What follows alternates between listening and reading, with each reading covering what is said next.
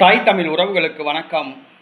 புதிய கட்சி ஆரம்பித்தவுடன் முதல் மாநாடு நடக்கும் தேதியை அறிவித்தார் என்ற தலைப்பில் இந்த காணொளியை நாம் காண்கிறோம். புதிய கட்சி ஆரம்பித்தார், முதல் மாநாடை நடத்துகிறார்.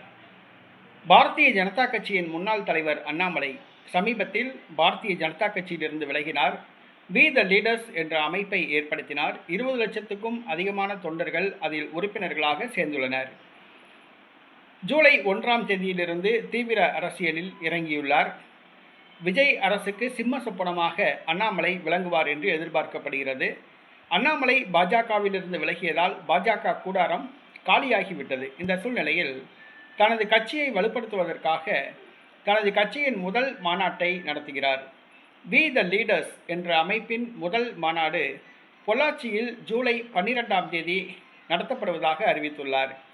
கட்சியின் முன்னணி தலைவர்களும் தொண்டர்களும் இந்த மாநாட்டில் கலந்து கொள்வார்கள் என்று அறிவித்துள்ளார். முதல் மாநாடு நடத்துவது கட்சியினருக்கு உற்சாகம் கொடுக்கும் என்று எதிர்பார்க்கப்படுகிறது.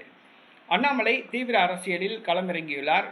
தற்பொழுது போதைப் பொருளுக்கு எதிராக ஒரு புதிய போராட்டத்தை ஆரம்பித்துள்ளார்.